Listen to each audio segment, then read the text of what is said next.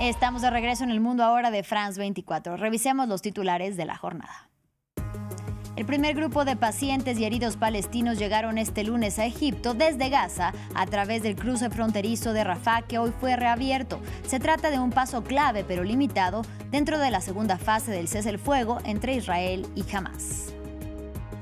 Irán abre las puertas a la negociación con Estados Unidos. El presidente Masoud Pezeshkian puso sobre la mesa el programa nuclear iraní y pidió la apertura de diálogos con Washington. El viernes se reunirán en Estambul Steve Witkoff, el canciller iraní.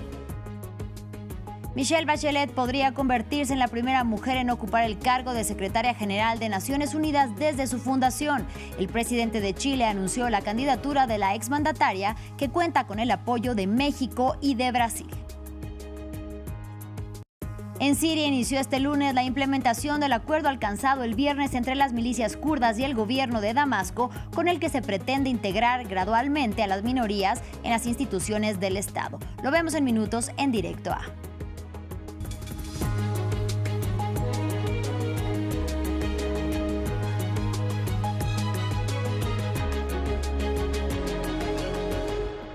Iniciamos en la Franja de Gaza. Casi 2 años después de su cierre, fue reabierto parcialmente el cruce de Rafah. Este lunes cruzó de Gaza a Egipto el primer grupo de pacientes y heridos palestinos. Un paso clave pero limitado en el marco de la segunda fase del cese el fuego entre Israel y Hamás.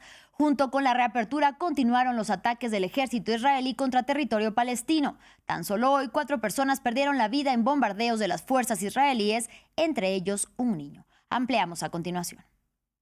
Tras meses de espera, se reabrió el tránsito de personas en el paso fronterizo de Rafah. Este lunes las autoridades israelíes permitieron el paso de algunos vehículos entre la Franja de Gaza y Egipto, aunque la Media Luna Roja y otras organizaciones internacionales de atención humanitaria esperan que el flujo de personas aumente de forma progresiva.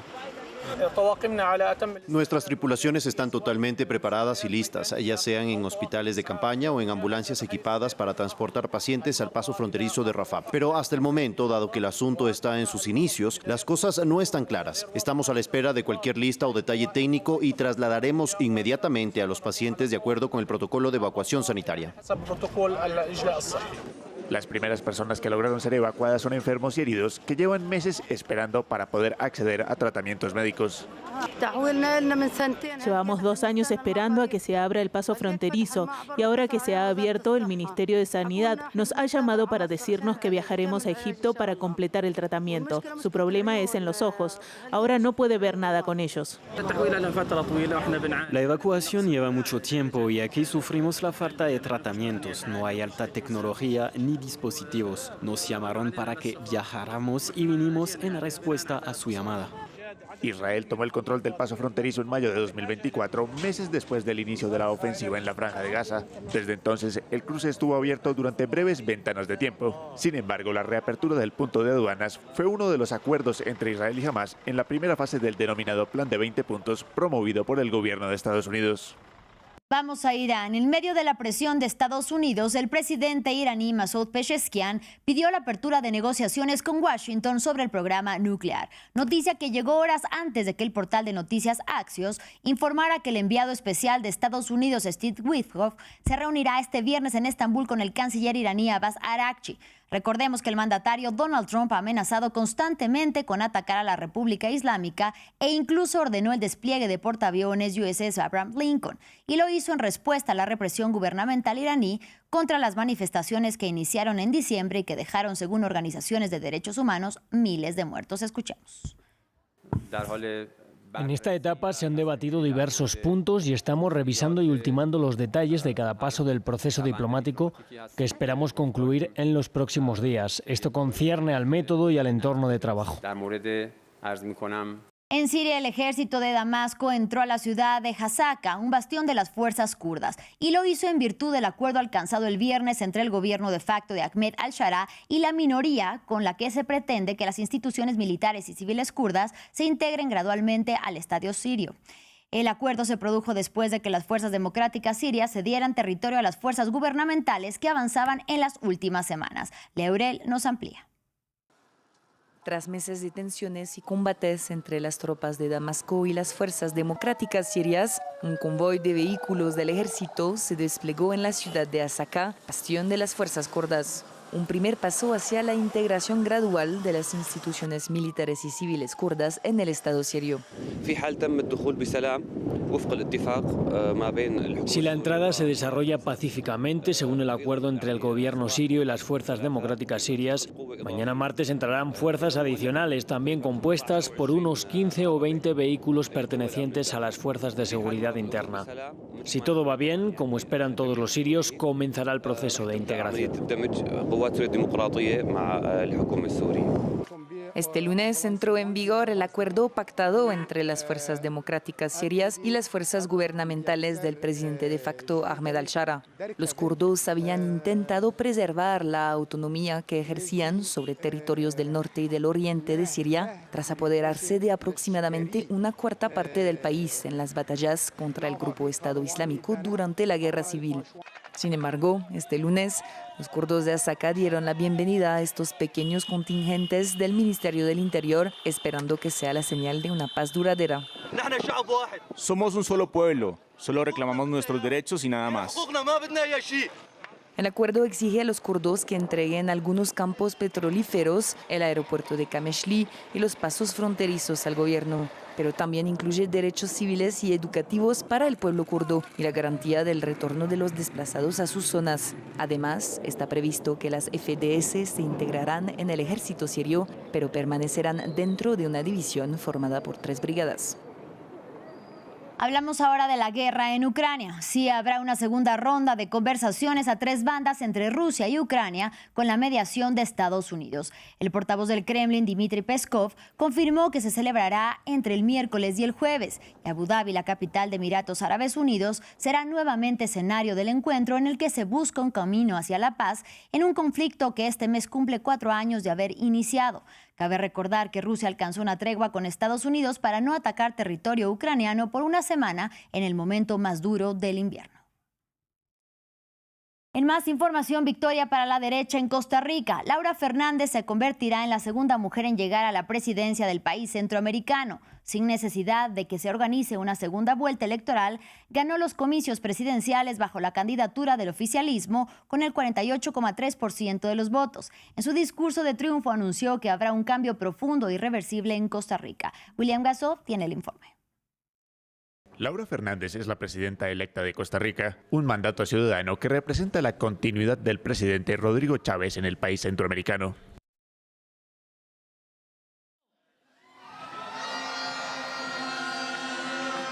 La democracia decidió. Costa Rica ha votado y ha optado por la continuidad del cambio.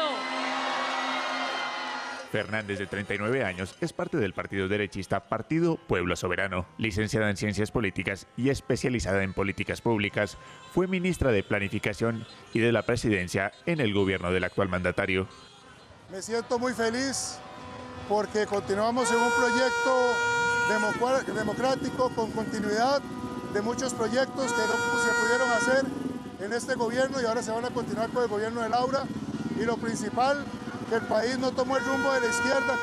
Heredera del oficialismo, basó su campaña sobre las promesas de reformas económicas como la venta de activos del Estado y de una lucha frontal contra el crimen organizado, una propuesta basada en el modelo vecino de Nayib Bukele en El Salvador, incluyendo el proyecto de una megacárcel tipo Secot. Sus seguidores destacan su experiencia en el gobierno, su conocimiento de los problemas nacionales y su enfoque cercano a la gente. Muchos la consideran la continuación natural de las políticas actuales. Una posición que se alinea con los intereses de Washington en la región, en un momento de giro a la derecha en buena parte de los países latinoamericanos. Y este lunes el gobierno de Gabriel Boric en Chile nominó oficialmente a Michelle Bachelet como candidata a la Secretaría General de Naciones Unidas, una aspiración que cuenta con el apoyo de México y de Brasil. Con este anuncio, Bachelet, quien es la única mujer en llegar a la presidencia de Chile, busca ahora convertirse en la primera mujer en dirigir Naciones Unidas. Y desde Santiago de Chile, nuestro corresponsal Alberto Peña nos amplía la información. El gobierno de Chile anunció este lunes de forma oficial la presentación de la candidatura de la expresidenta Michelle Bachelet al cargo de secretaria general de las Naciones Unidas a partir de 2027. En un acto celebrado en el Palacio de la Moneda, en Santiago, el presidente Boric destacó que la presentación de la candidatura se realiza por parte de Chile con el respaldo de México y de Brasil y agradeció a los mandatarios de estos países por el apoyo realizado. De hecho, los embajadores de ambos países en Chile estuvieron presentes en el acto. Boric destacó que la trayectoria de Michelle Bachelet es, abro comillas, impecable y ampliamente valorada en el mundo, y además de poner en valor el currículum político de la exmandataria. A nivel nacional, Bachelet ostentó los cargos de ministra de Salud, ministra de Defensa, además de 2 veces presidenta del país, convirtiéndose en la primera mujer y por el momento la única en ostentar este cargo. A nivel internacional, Michelle Bachelet ha sido directora ejecutiva de ONU Mujeres y, hasta hace no mucho, alta comisionada de las Naciones Unidas para los Derechos Humanos. Es importante destacar que a sus 74 años, Bachelet pasaría a suceder al actual secretario general, el portugués António Guterres, quien termina su segundo mandato consecutivo al frente de las Naciones Unidas el 31 de diciembre de 2026. La exmandataria también explicó en una declaración a la prensa que es importante reafirmar la postura y la situación de las Naciones Unidas para fortalecer su legitimidad y el multilateralismo, más aún en momentos de crisis geopolítica constante, conflictos y cambio climático. En caso de que Bachelet terminara obteniendo los resultados y los apoyos necesarios para convertirse en secretaria general de las Naciones Unidas, sería la primera mujer en ostentar el cargo y la segunda persona de origen latinoamericano en hacerlo en casi 100 años de historia del organismo internacional. En otro orden de ideas, a partir de hoy, todo aquel turista que quiera visitar la icónica Fontana di Trevi en Roma y lanzar a sus aguas una moneda tiene que pagar 2 euros. Con ello se acabaron los paseos libres, a menos de que seas italiano o tengas residencia en la capital. Se trata de un nuevo y controvertido sistema de pago que se aplicará todos los días de la semana, de las 11:30 de la mañana a las 22 horas. Y en fin de semana el horario se alargará desde las 9 de la mañana. Es momento de Directo A. Y para ello vamos directo a Turquía, porque en la vecina Siria, justo en la frontera turca, empezó la implementación del acuerdo entre las milicias kurdas y Damasco para la integración de las regiones kurdas a la administración central siria. La región, sin embargo, vive en una gran tensión. Para conocer más detalles, conectamos con nuestro corresponsal en Estambul, Adrià Rocha. Adrià, muy buena tarde. Cuéntanos, hoy entraron a las ciudades kurdas convoyes con soldados de Damasco. ¿Cómo se ha desarrollado la jornada? Buenos días, pues se ha desarrollado sobre todo, como bien comentabas, con muchísima tensión, sobre todo por pequeñas manifestaciones y ciudadanos de estas regiones, sobre todo la ciudad de Hasaka, en la que hay población tanto kurda como árabe, que han salido a celebrar tímidamente la llegada de estos miembros de los convoyes por parte del gobierno de Damasco. Recordemos que esta entrada de estos soldados regulares sirios es la primera vez que ocurre después de que el viernes de la semana pasada llegasen tanto Damasco como las milicias kurdos sirias de las Fuerzas Democráticas de Siria a un acuerdo que en teoría tiene que ser definitivo para la integración y futura disolución de este grupo dentro del nuevo Estado sirio. Y es en teoría sobre todo porque el grupo y Siria han llegado ya a un tipo de acuerdo parecido en varias ocasiones. La primera de ellos fue en marzo del año pasado y desde entonces ha habido combates constantes casi mensuales entre la guerrilla kurdo-siria y las fuerzas de Damasco, sobre todo culminando en este último acuerdo que sí parece mucho más conciso y general que los anteriores, sobre todo porque estipula la creación de una brigada que tendrá que ser compuesta sobre todo por soldados, nuevos soldados que serán antes milicianos kurdos. Sin embargo, la tensión de hoy se ha hecho palpable sobre todo en Kamishlo, Kobane y Hasaka, la gran capital de esa región con población compartida, sobre todo porque según reportes de la prensa local, las Ashayish, que son las fuerzas de seguridad kurdas de la región, han detenido a varias personas que han salido a protestar, de hecho a celebrar la entrada de estos primeros soldados que han sido desplazados hacia territorio controlado en la actualidad por las milicias kurdas. Sin embargo, a eso significa que los interrogantes en el futuro, sobre todo esta integración que aún no ha ocurrido, que se espera que empiece a ocurrir en los próximos días y semanas, cómo va a ocurrir esa integración y sobre todo cuáles van a ser algunos de los puntos espinosos entre Damasco y los kurdos que aún siguen entre ellos, sobre todo es el futuro de las cárceles de yihadistas que aún existen en el noreste de Siria. Adrián, este contexto que bien nos describes, uno de los puntos en discordia, sin embargo, son las cárceles de yihadistas del Estado Islámico, hasta ahora que eran controladas por los kurdos. En esas cárceles hay muchos hombres y mujeres extranjeros. ¿Se sabe cuál será el futuro de ellos?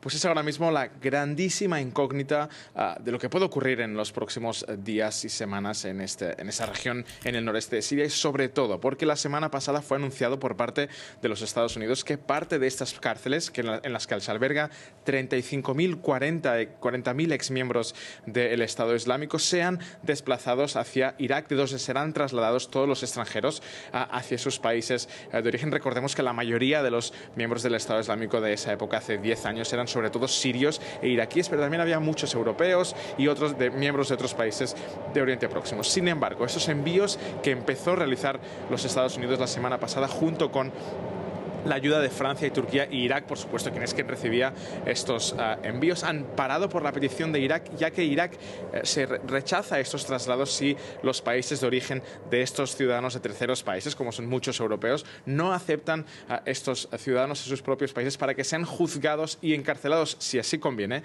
en sus propios países. Por lo tanto, estas cárceles están ahora mismo en un limbo tanto legal como político que tiene que ser resuelto en los próximos días y semanas por estas negociaciones entre kurdos y Damasco, sobre todo porque Damasco ha asegurado esta semana que su intención en el futuro es cerrar estos campos. Han sido insalubres campos en los que los derechos humanos han sido básicamente destruidos por unas familias que llevan ahí hacinadas en campos en los que apenas sale la luz del sol durante años, sobre todo recordemos desde el final de la guerra en contra del Estado Islámico en 2018 y 2019. Damasco quiere cerrar estos campos y evitar que puedan salir, llegan a haber huidas de esos campos. Recordemos que la semana pasada, de hecho, hubo un intento de fuga de varios cientos de miembros del Estado Islámico en estos campos cuando hubo el intercambio y el paso de manos de kurdos a sus lados de Damasco. Por lo tanto, tendrán que, en los próximos acuerdos en el futuro, sobre todo con la mediación de los Estados Unidos, que está muy pendiente de este caso, resolver el futuro de estas cárceles, sobre todo dos grandes cárceles en el noreste de Siria, que son Al-Rosh y Al-Hol.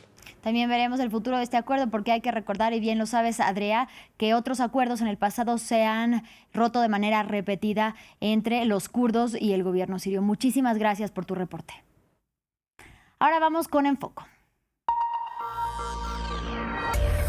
España recicla el 15% de sus aguas residuales en comparación con menos del 1% de su vecina Francia. La región de Murcia es pionera, reciclando así el 98% de sus aguas residuales, principalmente para la agricultura. Esto supone una gran ayuda en épocas de sequía. Y sin embargo, aunque muchos consideran que reciclar las aguas residuales es la forma más sostenible de gestionar este recurso, para algunos les preocupan los efectos en la salud. Y esta es la historia.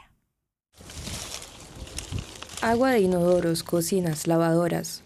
Desde hace 17 años, Manuel Martínez riega sus 22 hectáreas de naranjos con aguas residuales de la ciudad. Esta es la zona donde se ha regado, o sea, es la zona de todo esto que veis, aquí lo llamamos cercones, que es la zona donde están las raíces y donde con un gotero, es un emisor de 4 litros a la hora, aplicamos el riego. Aquí cada árbol tiene 6 emisores. El 10% del agua que riega esta tierra proviene directamente de aguas residuales, un recurso vital en una región golpeada por la sequía. Murcia recibe 350 milímetros de lluvia al año, la cantidad más baja de Europa. Este agua tiene una ventaja que es la garantía, que disponemos de ella todo el año, y al final el conjunto de agua de diferentes procedencias son las que nos permiten sobrevivir. A pocos kilómetros, la planta de depuración vecina trata el agua sucia mediante un proceso especializado. En las 100 plantas de la región, las aguas residuales se limpian con carbón activo y rayos ultravioleta para hacerlas aptas para el riego agrícola. Lo que hace el tratamiento de ultravioleta es que las lámparas que tiene emiten radiación a una longitud de onda muy específica, y esa longitud de onda lo que hace es dañar el ADN de los microorganismos. Al dañar el ADN de los microorganismos no pueden reproducirse y mueren. La idea de reutilizar aguas residuales puede resultar desagradable, pero Pedro Simón asegura que es completamente segura. Para que realmente generara un problema a las personas, necesitarías tomar cada día 300 kilos de lechugas, con lo cual el peligro es absolutamente mínimo. En Murcia, el 98% de las aguas residuales se reciclan para uso agrícola, un récord en Europa. Pero algunas personas quieren ir aún más lejos. En Lorca están probando una nueva idea. Además de las aguas residuales recicladas habituales, los agricultores reciben parte del agua utilizada en las 9 fábricas de curtido de la ciudad. Buenos días. Está bien, ¿no? Cada día, el proceso de curtido requiere 220 metros cúbicos de agua. La mayor parte se consume en estas gigantescas lavadoras donde se añade el tinte. A la salida de los bombos, todo el agua que sale, se le hace un filtraje de sólido grueso. Todo esto es piel que hay disuelta cuando se va terminando el proceso. Pero el producto más tóxico permanece, el cromo, utilizado para conservar la piel del animal. Para reducir su concentración, Pedro desinfecta el agua con productos químicos antes de un tratamiento final en una planta de depuración. Tenemos unos límites de vertido al agua de 5 ppm. El agua sale de fábrica entre 0,5 y 1 ppm. O sea, estamos muy por debajo de lo que la legislación permite. Pero es que luego hay un segundo tratamiento. O sea, ese segundo tratamiento, si ha quedado algo, lo elimina por completo. Eliminar completamente el cromo del agua es técnicamente imposible, dicen los críticos del proyecto. A orillas del río Guadalentín, el portavoz de la coalición de izquierda en Lorca nos muestra dónde se ha vertido parte de las aguas residuales de las curtidurías durante algunos años. Sostiene que ni siquiera un segundo tratamiento limpia el agua por completo. Aquí tenemos una experiencia muy larga en el sector del curtido. Yo he trabajado en ese sector y ha habido muchos compañeros que a día de hoy murieron por cáncer. Entonces, el cromo, si no se hace desaparecer de las aguas, lo que es que al final podemos estar contaminando todo. Esto es algo muy extraño, lo que quieren hacer. Esto, claro, tú esto al final lo vas a diluir en otra agua y no va a ser tan negra. Pero eso está ahí, eso está ahí. Shaki, ven.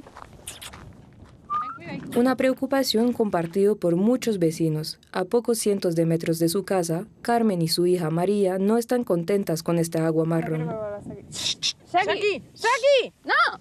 ¡Shaki! Sí, porque esto al final, donde llegue, contamina. Exacto. Donde llegue. Y que esto llega a la comida que nos comemos al final. Yo no sé por qué siguen echando eso, sabiendo que es tan tóxico y tan malo. Si no lo consiguen limpiar del todo, bien para regar no está. Ahora, si lo consiguen limpiar, pues mira, agua aprovechada, que es que no tenemos. Y súper cara.